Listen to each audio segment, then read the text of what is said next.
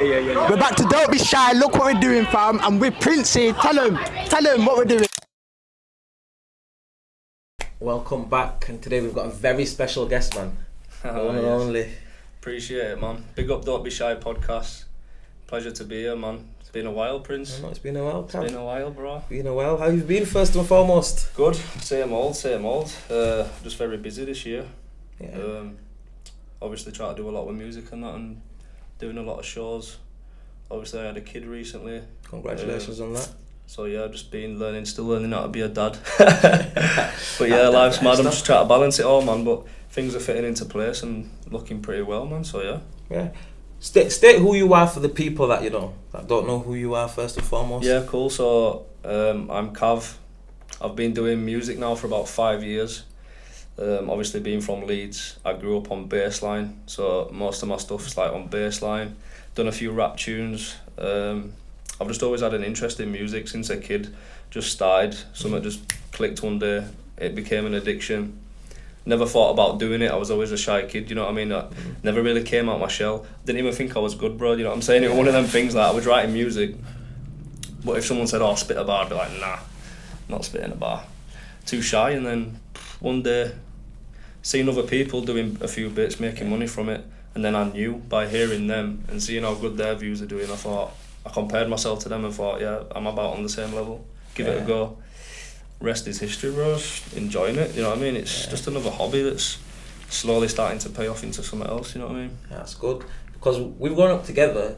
I remember you used to play football, and then on Facebook, I must have gone on through Facebook, I'm seeing that you're rapping. Yeah. Spitting now, and I'm thinking, because you was a mad talented footballer. Yeah, we all know that. I thought you'd have been on the books for like Leeds or something growing up, because you was very good footballer. That was the plan, bro, man. That's what I thought was going to happen, you know what I mean? Since I was 10-year-old, 11-year-old, I was going to be a footballer. I didn't have no backup plan. I didn't know what else I wanted to do. Just didn't work out, bro. You think you're good, and I was a good footballer, but then you get thrown in the tank with the big dogs. Yeah. I was at Leeds United training ground, and I'm thinking, right, I'm ready to show them here. Jumped in the game, and I've done really well. But then you get thrown into a game. I played a couple of games for Leeds Academy, Bradford City Academy, and you're looking at these players around you, bro, and you're thinking, like, I'm good, but these guys are like, these kids are just, some kids have it, and some kids, you can't train them to be like that. Some people are just born with that mad talent. You know what I'm saying? It took me years to train to get to the level where this kid, he's just born with it naturally, bro, and he's like mad. You know what I mean? Running rings around me, bro. Like, you know what I'm saying? I'm like, I'm a sick footballer, and then I'm in game with this guy. I'm playing centre back or whatever, and this guy's running rings around you, and you're like, yeah, shit, this ain't for me. You know what I'm saying? Like, I'm a good footballer, but I'm not gonna go any further than this, I don't think. But because that was quite mad to me, because growing up, he was one of the best in our school year. Our school teacher was always saying, Cav could be the next big thing, and all of this. And then it's like, I was thinking like, he could actually be because when we were playing finals, St. John's, we always used to go there. I used to think, we had could the be best football team, bro. You know what I mean? Let's not mess about, bro. We had the best team in Yorkshire, bro, in high school. Cardinal Heenan High School, yeah. Come on, man. What you know about that? Come on, man. Best football team, I swear to God, we had a treble winning everything, you know what I mean? Everyone's going to be in the comments talking, but you know what I mean? You know what I mean? We've been there, done that. So they were the days, bro. They were the days, man. They were like the happy days, man. You know, when you look back, you think like people hated, like I hated school. Yeah. But if I could go back, bro, just to play football with the boys. Yeah, that was the best time. Getting let out of school, year 10, year 11. Summertime, getting let out, everyone's out playing football all day. Yeah, that's the times, man. Good times. You know what I mean? So you see, when you first started 5 years ago, like the first track, how did that make you feel? Like, did you feel anxious, or did you feel like, you know, if this doesn't go to the way it goes, like, what was going through your mind? Yeah. Like I said, right, it took me ages to even come out my shell and to even tell people that I spit bars. Even my closest pals, like, I'd be writing lyrics to myself, and we'd have little jokes here and there. We'd have little rap battles or something in the street. Your mates are taking piss out of each other, like little joke arounds. But really, I was going home and then really doing it, and I couldn't stop doing it, bro. Just loved hip hop beats, grime beats. Yeah. Obviously, bassline was a massive part as well. Tom Zanetti was the man when I was a kid. He was the man. Still is the man. So I'm listening to him, and as a guy from Leeds, I'm thinking, this guy's from Leeds. He can do it. I can do it. You know what I'm saying? Yeah. So, and then I recorded my first ever track with my with my boy in his shed in his garden. no recording equipment, literally like a mic like this that wasn't even wired up properly. Yeah. Didn't mix it down, didn't have a laptop to edit it, just raw audio on like Audacity or something like a mad software. Recorded it rough, played it back. And back then it was sick, but if I played it now, I'd be like, whoa, it was shit, It was shit, but it was my first ever recording. And then we put it on SoundCloud as a mad laugh. I thought, fuck it, I'll make a SoundCloud account. I've put it on SoundCloud. It's got like 5k plays in about 2 weeks. Which ain't too bad really, you know what I'm saying? It's shit views like now, but it's like back then it was my first thing. I didn't even have a logo or like a name, it was like a proper mad. Yeah.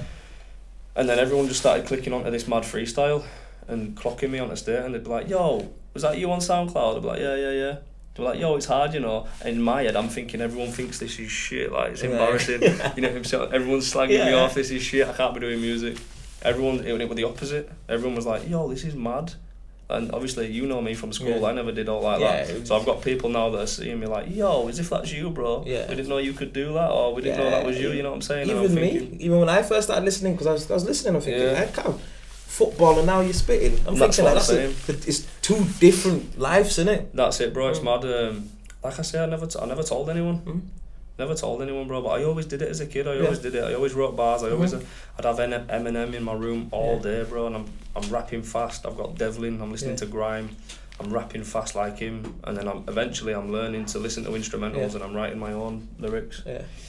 Which at the time as a kid were probably shit, you know what I mean? But through the years, because I never stopped. By the time I'm 19 now, I've got like I'm mad on beats and that, bro, without realising. You get me? Like, I'm not blowing my own trumpet, you know what I mean?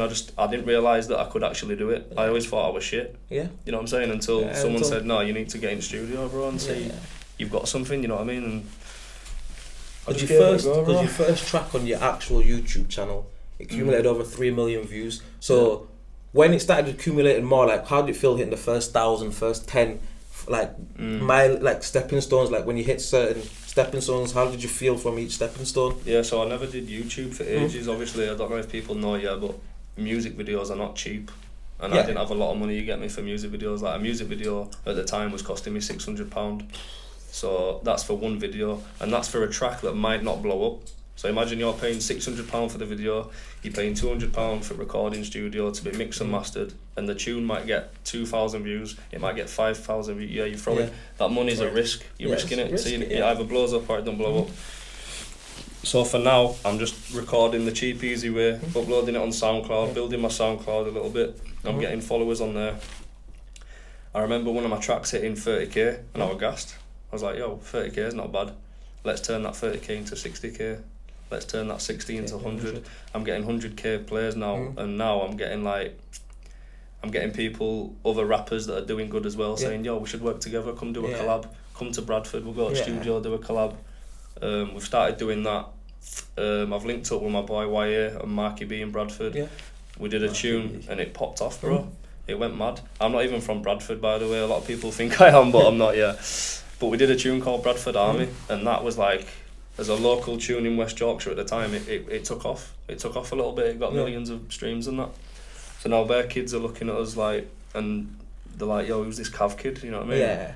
I've come out of nowhere pretty much now. And then I've looked into YouTube music videos, how to film music videos, because I don't know nothing at this point. And then I learned that you've got to get a certain amount of views on YouTube so you can get it monetized, which is how you get paid from it. And how did that feel?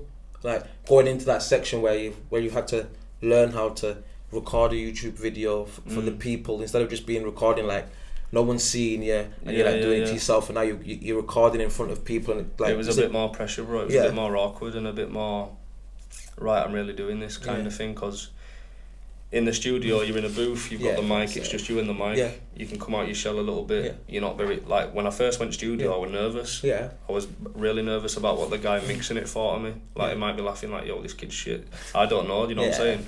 I'm just taking a risk, and I'm like, fuck it. Then eventually I got the attitude of like, I don't give a shit, don't give a fuck, bro, this is me, this is what I want to do, let's do it. It took a while to get to that point, but then music videos, when you're in front of the camera, I hate being on camera, me, bro. I hate being on camera, because it's different, isn't it? It's different, bro. It's like the pressure. It's like someone's there filming you. You've got, and the pressure's just on you. It's like having a spotlight shined on you in front of everyone. You don't know what to do. It's like, right, this is a bit weird. I was a bit, and you can tell by some of my, when I first started, you can tell I'm a bit timid on it, a bit shy, a bit like I don't know what's going on. Shy, man. I'm doing music videos and I've got people walking behind the cameraman. That's the most awkward bit when there's members of the public walking by and they're looking at you. They're like, what is this guy doing? What's this clown doing? You know what I'm saying? Jumping around.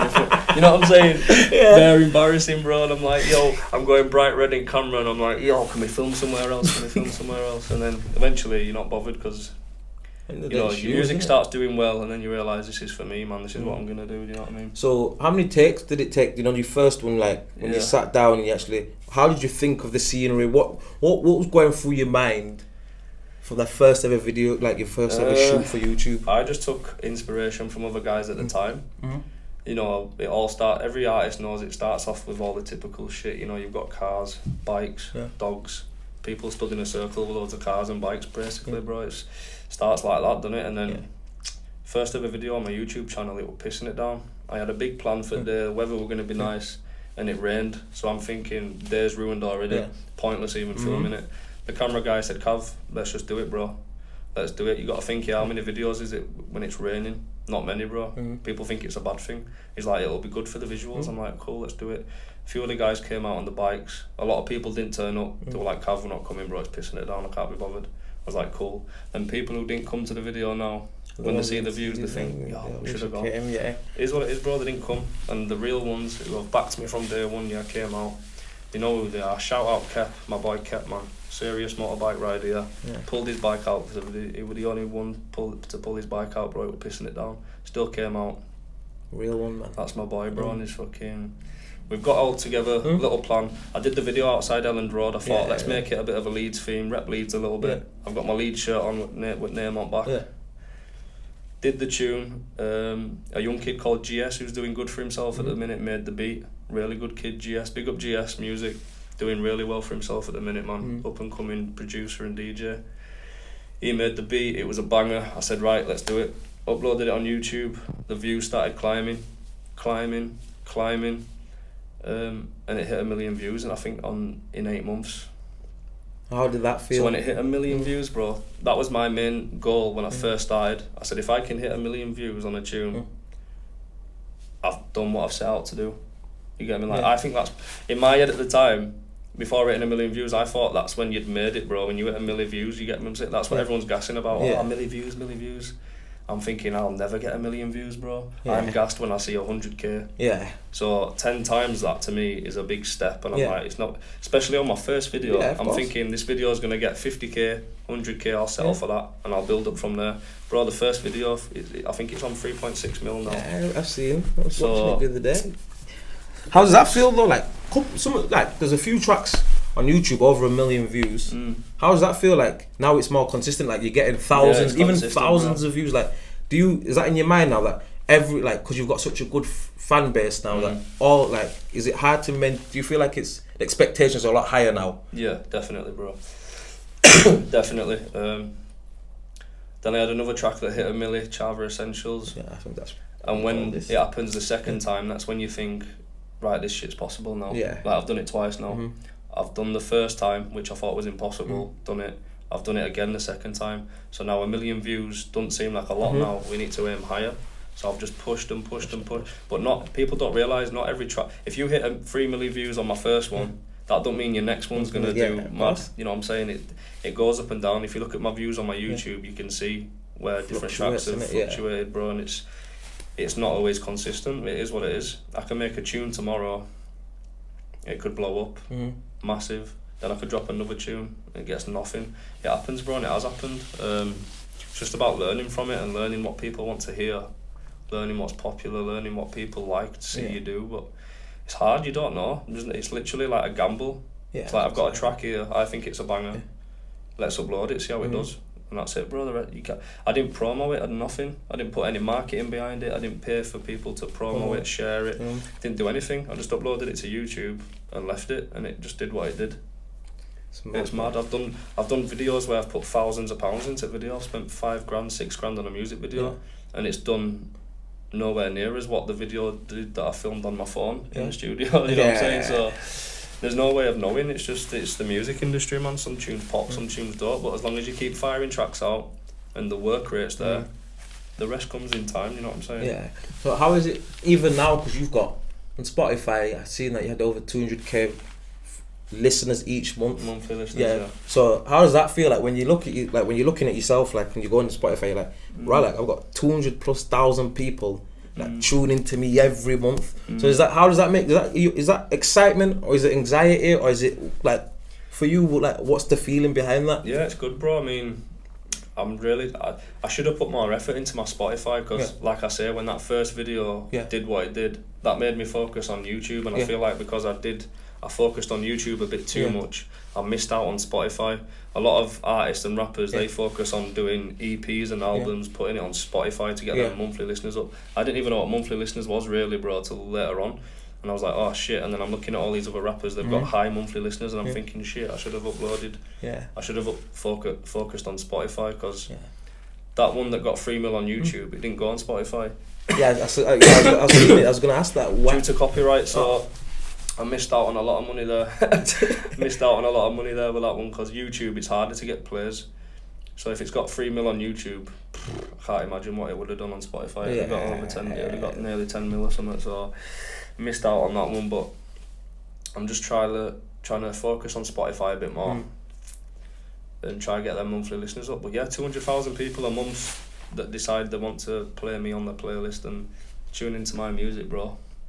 It's mad, you know what I'm saying? Like I said, I didn't ever think I'd be doing this, so... Because the vision started... Because you always feel like the vision started off with you and maybe 2-3 others, and now the vision's bigger than just you now. It's the bigger picture. Yeah. And like, it's mad that, isn't it? And it's like, even now, like you've recently done a track with Sulky, and like some big names in the scene. And how does that feel like? Do you feel proud? You should feel proud, but how do you feel like? Is your hard work? Do you feel like, my hard work's not finally paid off? Yeah, but that's like, it, bro. Public. Literally, that's it. People might see me who don't know who I am, and they might think I've only done this for like a few months or a year, and it's happened overnight. It's not. It's happened. It took 5 years when I was a nobody, when I was going to studios and paying to record on cheap equipment, when I was taking my boys to shows and I was doing shows for free. I wasn't charging people. I was jumping on shit sets in pubs and clubs and really shitty bars with like 15 people in the crowd, bro, you get me? And I was doing it for free to get my name out there. They don't see all that. A lot of effort's gone into it these last 5 years, bro. I've been non-stop, you know what I mean? I used to fire 3 tracks out a month if I can. You know what I mean? The work rate was high, and now I got to a point where I feel like it wasn't paying off. I'd hit 1 million views, a couple million views on YouTube. I've done what I've set out to do. Last year I did have a point where I kind of thought, I've done what I've needed to do. I don't think it's going to go any further. And I was thinking about stopping it and, you know, going back to my normal life, and then things just come back round, and it's like, whoa, where's that come from? Yeah, so why did you want to stop? Like, what made you feel like, that's it now, like, I feel like it's just time to call it a day? Just the consistency, bro. You feel like when you release a tune, you're like, oh, that's not done as good as what I thought it was going to do. Maybe maybe I've had my time, a very short time, but maybe it's come and gone, and then you see people about and they're like, bro, don't stop. The amount of people that have said to me like, Cav, you need to keep going, bro, don't stop, because you're the only guy who's from where we're from who's done anything with herself, bro. You know what I'm saying? Like where I'm from, bro, people don't do shit. They either end up in jail doing mad things with people, or they stay around the same people and they don't go nowhere. So when you've got them telling you not to stop, that's a bit of motivation. You know what I mean? You think, right, I've got an opportunity, I need to do something with it. And I do have my days where I'm like, I can't be arsed. You know what I mean? I'd be lying if I said I didn't fall out of love with music for a bit, because I did, bro. I had other shit going on. I had my son on the way. I thought, right, I'm going to be a dad now and stop it, you know what I'm saying? And then people around me were like, you need to keep going, bro, definitely, because you got something. So I fell back in love with it, kept going. And then for some reason this year, 2025, it's just been mad. It's been mad, bro. I've had shows coming in left, right and centre. I wasn't doing any shows last year. I was lucky if I got 4 or 5 live shows last year in the whole year. Now I'm looking at 3 shows in a month. I'm doing 3 shows a month this year, so comparison between last year and this year. It's mad, isn't it? So how did it feel? You didn't touch base on like when you went to the pubs and it was like not many people were listening. How does that feel from going to from the pub lifestyle, like when you're just like rapping in the pub, to now like you've got like proper events where you got maybe 2,000, 3,000, 4,000, even over 1,000 people listening to you, like how does that feel like to That you? gives you the confidence, bro. It gives you the it's reassuring. Mm-hmm. You know what I mean? Because like I say, in my head, I was like, oh, I've had my time, or people don't really fuck with me anymore. They're not listening to me anymore. It was just a few tracks that they were liking, and now my time's over. And then when you go out on stage, and there's 2,000 people in front of you, with, like screaming the lyrics to your song, screaming your name out. You're like, wow, this is mad. Like all these people here are here to see me. Like I've had people say they've come from Cardiff, Scotland, Belfast. Some kid came from America, bro, to a show. To see me at a show. So I'm thinking, you've got to. Right, I can't stop. Yeah, you know what I'm saying? Yeah. These people, bro, I'm doing it for them, bro. Really, like I'm doing it for myself and my family. Obviously, I want to make some coin and I want to make some money for my family and that, so we can have a good life. But at the same time, when you've got fans like that, it makes you want to work for them. It makes you want to go record for them and get some music out, man, and keep them happy, bro. Because you don't realise how much fans you've got until you go on that stage and people are shouting. You know what I'm saying? It's mad that, you know. It's crazy, bro. From Because all you don't know over what it's the going to world. be like. You know what I mean? I've done shows where I'm like, oh, I don't want to go out. A bit nervous. I don't want to go on stage. Oh, what's up with you? I don't know, man. I'm just not feeling right. You feel like you're going to go up there. No one's going to be vibing. Yeah. Everyone's going to be like, who the fuck's this guy up there? And you go up, and everyone knows the song. Yeah, They're it's singing mad. the song to me. I'm like, I'm giving them the mic like that. Yo, it's mad. It's mad. It's a good feeling, man. It's addictive. That's what you want, isn't it? It's mad. So touch base on like your family life as well before we go back to the music. It's like you had a kid, and like how do you find balancing family life, being a father, and then music life? Like how do you find that, and even just day-to-day life as well? It is like it does throw a spanner in the works. To be fair, I mean, just having a kid in general is hard work. When you're not doing music, when you've just got a normal life and you're going to work, it's hard work. You know what I mean? But it's doable. It slowed me down a little bit, but it's not a bad thing. It's not like, oh, I had a kid, that's why my music wasn't doing well. Like, you know what I'm saying? I had to be there. Yeah. If I had to stop music now and look after my son, it wouldn't even be a debatable. Yeah, of course. You know what I'm saying? My son comes before anything, so I was making sure that I was being a dad before Cav. You know what I'm saying? Yeah. Like my fans, like they're wanting me to go live every night on TikTok. I'm not doing that because I'm busy. I'm helping my missus out with the kid. I'm doing other dad shit. You know what I'm saying? It's mad, but it's good. I'm enjoying it, man. I'm loving it. It's the best thing that's ever happened to me, bro. You know what I'm saying? Makes you appreciate little stuff a lot more now, doesn't it? Definitely, bro. Definitely. And it's like now my music, it's kind of like that's my time to relax. That's my time. It's Cav time. Yeah. I'm away from baby, missus, I'm out of the house, I'm in the studio. That's my little hobby, my little happy time, you know what I'm saying? And of course. Obviously back to when I'm back home, I'm back in dad mode again. And I'm not on my phone. People think I'm probably sat on my phone on TikTok all day looking at all my followers and fans and Instagram. I'm not, bro. My messages are turned off, my phone's on do not disturb unless I'm at work and doing bits, but when I'm at home, time for that, innit? Yeah. Switch off. Yeah, so this is another one. I just want to know, like, the music scene, like, would you...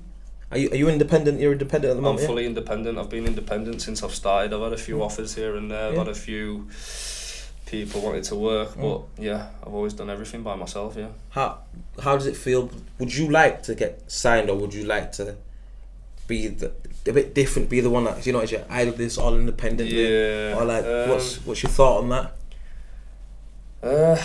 It's one of them, bro. It's like, I like being in charge of what I do. I like being the guy that organises what I do. I don't like being told what to do. But money talks. At the end of the day, bro, if a record label comes to me with a chunk of money and says, Cav, we like what you're doing, we want to work with you, we want to sign you for this amount of money, or, you know, get a record advance, and it's big enough. I've got a guy around me when I'm working with Aiden, big up Aiden, he knows the scene in and out. I don't really know. I'm just a guy who goes to the studio and I rap into a mic. That's all I know how to do. I don't know the stuff in the background. I've got people around me now that know that side of things. They're there to advise me, you know, Cav, this is right, this isn't right, don't trust these lot, or stay away from them, they're not a good label. Or but like I say, bro, if it's a good label, the money's right, and I think it'll better who I am and really get me to where I want to go, definitely, bro, why not? It's something I want to do. I think that's every artist's goal, to get signed, and it's important not to just get signed but get signed by a label who's going to benefit you and help you and build you up as an artist. Yeah. Not someone who's going to take all your dough off you. Yeah. Make you do a few different things that you've never done before with some weird people, do weird music, lose your fan base, do loads of mad shit, and then when they're done with you, just go, yeah, we're done with you now, you're finished. Yeah. And how does it feel like from like losing people on the journey? Because you didn't start off with everyone you like started off following, like helping you, like supporting you. Like, how does it feel like when you started getting a bit bigger, people started, well, maybe start to feel like Cav's changing, or he's like things are too good for his boots. That probably did happen. No, how did you feel? How did that definitely. feel? It didn't bother me, bro, because I knew who I was. I've always been a humble guy. You can ask anyone that knows me, that's grew up with me. I've always been the same guy. Yeah, I could never ever walk out my house with that attitude of like, oh, I'm Cav. Yeah. I'm Cav. I'm gonna walk around like a G. You know what I'm saying? Because, bro, I've said it on another podcast. Where I'm from, if you have that attitude, bro, you'll get shown rapid. What time it is? People will come along and say, listen, that's not you. You're not the main guy, bro. So pipe down, and just tone it down a bit, because you show off too much where I'm from, bro, and someone will come and show you that you're not the big fish in you're the not sea, the big fish, bro. So I've never been that guy anyway. It's not me. People I've grown up with have definitely stopped chilling with me a bit and then seen what I'm doing and want to come back in. Like I say, bro, I've had a kid, and I'm focusing on my family. So if I'm not messaging you anymore on Snapchat or Facebook, it's not because I'm done with you, because I think I'm better than you now. It's because I've got genuine real life shit going on there that I need to focus on. It's not that I ain't got time for people, it's just my phone goes off every day. It's crazy. Constantly ping, ping, ping, ping, ping, ping, ping. You know what I mean? If I'm not keeping up with everyone, I apologise for that, you know what I'm saying? But you can't expect me to sit there and try and please everyone. I've got stresses going on, I've got mad shit going on me, bro. The last year I've had some madness going on, bro. So when they don't see me messaging them or ringing them or saying hello to them anymore, it's not that I think I'm too big for them. It's bollocks, bro. It's bollocks, bro. People think like they get it in their own head and they think, oh, he's doing bits, or he thinks he's someone now. Yeah. And it's never that, bro. Anyone who knows me will tell you, bro, it's not. I've always been a humble guy, bro. I'm just a regular guy. Just Cav, to me, it's the same guy I've grown up with, isn't it? That's it, bro. So what do you want your fans to think, or people that support you to think the rest of this year? What's your next step? Because you've hit that million, then you've hit more millions, then you're hitting tour, like stage life. What do you want to do, and like music wise as well, like this year, next year, like coming up years? I just want to keep going, keep making music, maybe touch a different sound, do a few rap tunes maybe. I just want to get my talent out there a bit more, because I feel like these last few years I've just done what's been popular and what people have wanted, but not what I've wanted. I've been trying to please the people. This year I'm going to try and focus on what I think's going to work. Few different ideas. I'm trying different shit. I've never done a music video abroad, so this year I'm doing some abroad in Greece and whatever. Get different content, try and build my social media up a bit, try and get a few big collabs in there that I think I've been working on for a bit now, trying to get. But right now I think this year Bassline's massive, bro. Yeah, it is. Like, it's been massive to me all my life, because it's been what I've listened to locally. But this year a few big names have got together, bro, and we've made it something crazy this year, and it's got the potential to go even bigger. So this year I just really want to push Bassline, man. I've seen videos of people in America listening to it. It's mad, that. So, you know what I'm saying? This music's come from small cities in England, and not even every city. Birmingham, Sheffield, Leeds, Leicester, maybe Nottingham. That's it. It's never gone any bigger than that. It's never been on the radio like it is now. Yeah. You know, there was little moments in the past where it blew up a little bit, a few tracks would pop off, but not like this year. There's a feeling this year where it's like, this could be something, you know what I'm saying? So this year I just want to focus on Bassline a bit, try and push that sound through, man, and I'm enjoying watching all these youngers come through as well. There's a lot of youngsters getting involved, and it's sick to see, bro. It's mad. So I'm just trying to enjoy myself this year, do shows, and give the fans what they want, bro. You know what I'm saying? That's all I'm gonna do this year. The work rate's gonna go up a little bit, because I've had a kid and that. I've slacked off a bit. I've took my foot off the gas. It's time to put my foot back on that gas, bro. I'm fucking go That's for it, about, man. Do you know what I mean? So big year this year, big year, just in general. So when you're doing your music videos abroad, like, have you got a vision for it as well? Have you got like Like how do you plan for, like for example when you go in Greece now, how would you plan for that, like today, like let's say, would you go call certain people and be like, you know, I've got this idea, how we're going to implicate it to there, where I want to fly out here, how would you literally like that, bro? That's it. It's obviously you got to bear in mind what camera guy you're using. If you're using the right guy, they're like movie directors sometimes, bro. They know like the smallest things. They'll be like, sit slightly this way, bro, because there's something behind you that looks really cool. There'll be like a train going past. I'm not even thinking about that. He's thinking about it. Oh, the train in the background looks sick. Face this way slightly. Little things like that, and then you look on the video and it makes a massive difference. Like these guys are switched on differently, bro. I'm just doing what they're telling me to do. I might have some ideas of locations, so if I know I'm going to Greece on this day, like a month before, I'll look up all the locations in Greece that have got a nice background, or things that'll look good on camera, things where we can just chill for the day. Yeah, that's good, isn't it? Fucking speedboat, go out on the boat for the day with a drone, get some shots in, you know what I mean, stuff like that. And that's how you set it up, really. But then when the day comes, anything can happen. So sometimes you do wing it. You'll go to a location and it's shut, or you'll go to a bar to get some footage. The bouncers will be like, "You're not allowed a camera guy." Right, that idea's gone. We're gonna have to do something else. You know what I mean? It's relaxed. It's a relaxed thing. It's not stressful, bro. It's a long day. Yeah. People think filming music videos is fun. I mean, it's a long day, bro. I've done music videos where it's like 9 a.m. till about 6 p.m. and that's all day, no breaks. Maybe one break halfway through the day, quick bit of scram, back with cameraman, and you're doing better shit, bro. It's long. It's long, but it pays off. But it's worth it if it pays off. You know what I mean? It's good when it's done and you get the final product. It's like, Cav, the video's done. Here's the link, and he sends you it, and you check the video, and it's sick. You're like, yeah, it's worth it, bro. You know what I mean?